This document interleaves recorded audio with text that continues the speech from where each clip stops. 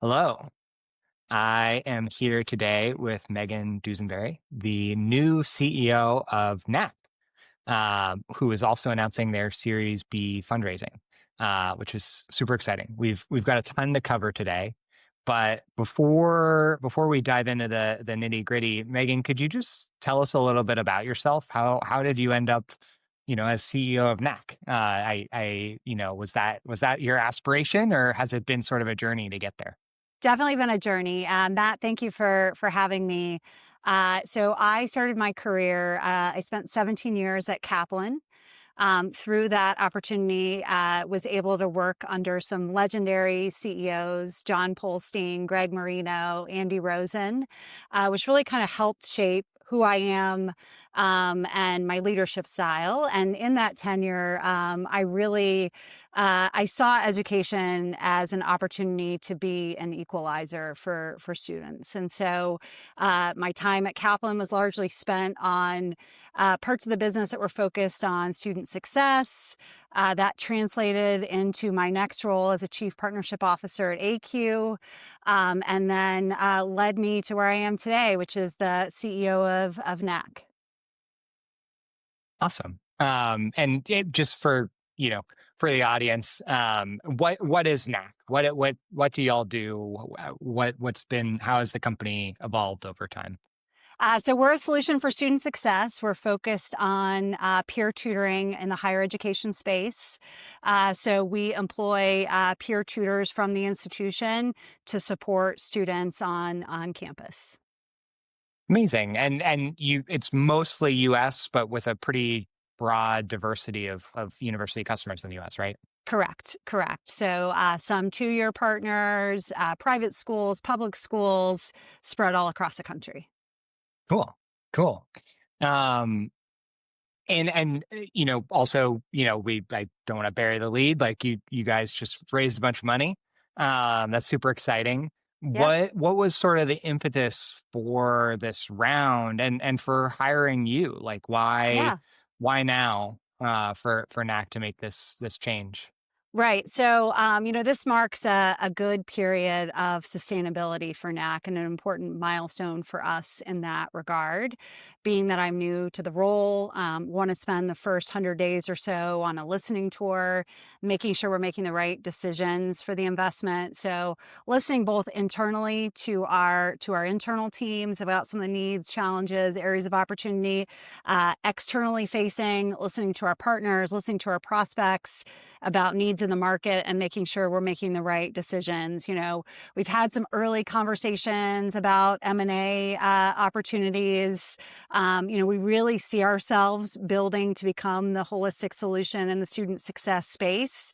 But that was the impetus for what we intend to do in our next stage of growth. And bringing me in, I'm really looking at our partner base and where we have successful partnerships, where expansion opportunities might look like based on that market, and really looking to double down on our growth, especially as we go into this next phase. Cool. Yeah. I This sort of first 100 days as a Hmm. new CEO has been Yeah, a topic that fascinates me. yeah, You know, I, we read about raising money and, yeah, fancy hires and, all that often. But I think trying to figure out, you're relatively new to the company, like yeah, presumably the investors and Samir, who's the founder and now executive chair, former CEO, and others, talk to you about what was going on at the company. yes, And I'm sure you have a million ideas that you wish you could do. yeah, Maybe first we could talk through, like, what is that before you join process, and like yeah, how do you ask good questions about the business? Like, what do you ask? yeah. And then after, talk through how do you prioritize, that unfortunately there's still only, 24 hours in the day, and presumably you Yeah. have a family that you enjoy and Yeah. want to spend some time Yes. with them. Mhm. So how do you prioritize? But first, before you join, like, Yeah. you're being recruited. What are they talking to you about? What was compelling about Knack that made you say this is the right next move for me? Yeah, so I like to say that those fresh eyes that you have as you go through an interview process or when you first join an organization, you'll never get those fresh eyes back. Yeah, So when I like to look at businesses or opportunities, looking at them through the lens of what I know, my career has predominantly been spent on the partnership side of the business.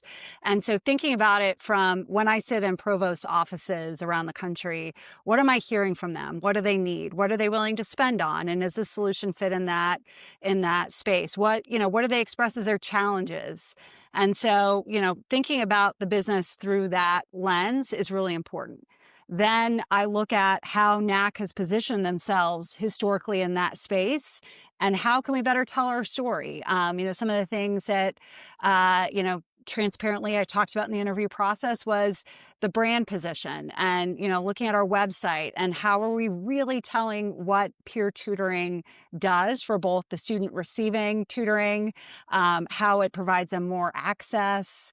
When you think about a physical tutoring center at an institutional campus, how can we complement that work by really opening up an opportunity for students to have more access, different hours, times, ability to connect and meet? What benefits in terms of workforce development does a tutor receive, right? Like we are preparing sure. that tutor for the workforce, and how do we tell that story externally? So early on, that's where I look to spend a lot of time, is making sure all of the great work that we've done to date is shared publicly in a consumable way so that our partners and prospects truly understand the impact that we make and get excited about it and resonate with it. The other thing I'd share early on is, you know, um, mentorship is important for students when you think about where they need support. As a first generation college student, as an example, at an institution, but mentorship is really important for a first time CEO as well. And Sure. so, one of the benefits of working at Kaplan and having a long career there is I have lots of former colleagues now who are CEOs in the industry. And so, connecting with them in advance of taking this opportunity and learning what lessons they learned along the way and where they encouraged me to, point my focus and pay attention to was an extremely helpful part of this process. And, I'd share as a female, sometimes the natural tendency is to not take the risk, to say you're really Yeah. comfortable in the partnership space. And sometimes it takes mentorship and a few conversations to say, you know what, I can do this. And I do, the thing that I love the most is the strategy side of the business. And I'm looking forward to bringing that forward in my first 100 days in a new role. Yeah, I love that. And, I would hope that new markets, the Yeah. next new investors and Samir brought you on to take risks. Yeah, absolutely. Yes. Yes. So are there any that are already sort of top of mind of like, this is something that Knack might not have done, 30 days ago, but why not try it now? Yeah. So, NAC's focus has really been on the four-year institution side. And, my Okay. time at Kaplan, that's where, I was comfortable and much of my time was spent. But, being at AQ and working with a lot of community colleges in 2 years around the country, there's a great need there for peer mentorship and for academic support, and more importantly, to be able to open up access in the way that NAC does through our platform, really expanding the time, the number of hours, and when tutors are available. And so I'm interested in exploring that and seeing how we might be a fit there and how we might be able to develop some pathways with neighboring four-year institutions that are feeder schools for two-year students and things like that. I think there's a lot of opportunity on that side as well to dig into. Yeah, I mean the enrollment trends certainly Correct. support that as a thesis Yes. as well. That's where Yes.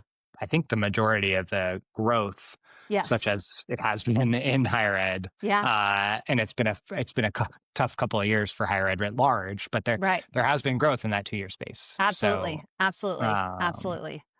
that's cool. Yeah.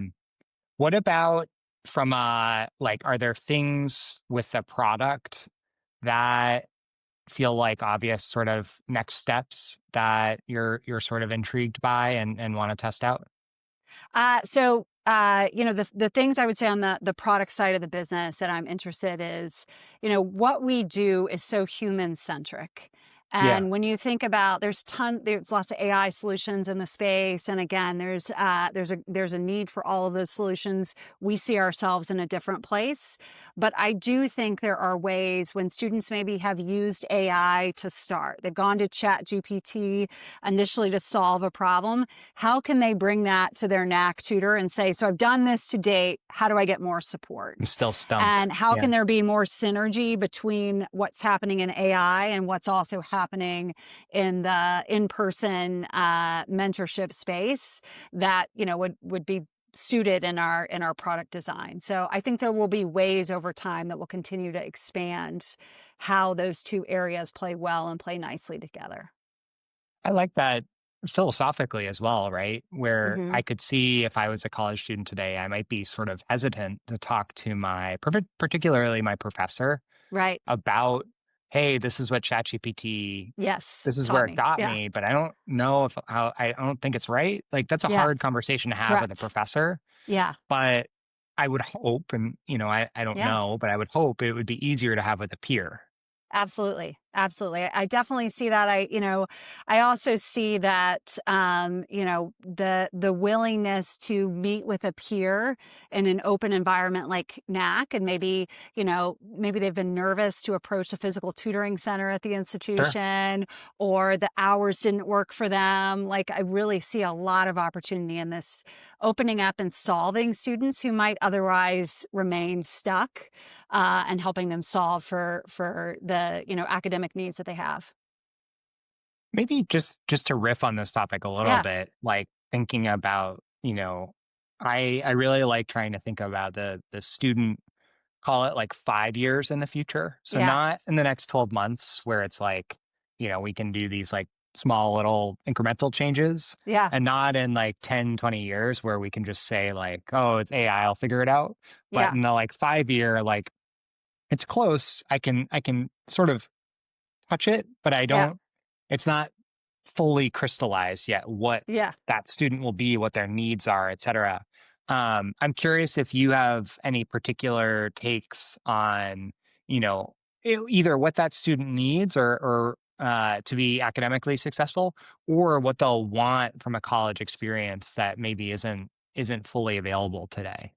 Yeah, it's a great question. So I have some experience. I have a freshman in high school son. So 5 years in advance is Yeah, when he will be in college. The thing I would say about those learners today is that they are used to solving things quickly and sure. moving on when they get stuck, and just, putting it aside and moving past it.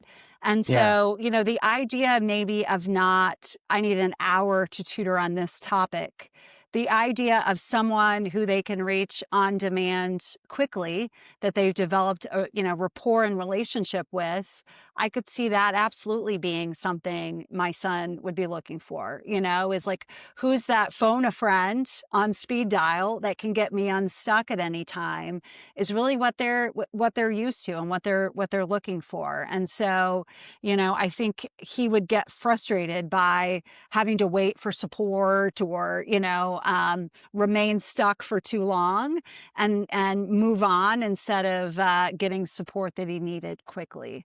And so how can we bridge all the things that we do today, again, along with knowing that he would probably go immediately to AI to try and get unstuck, sure. to, some faster on demand support that's still with a peer, because I do see, even with him, he is more likely to reach out in high school to the upperclassman that's taken this class than Yeah. he is the traditional academic model of, going to his teacher, or, visiting some dedicated tutoring support that exists at his high school.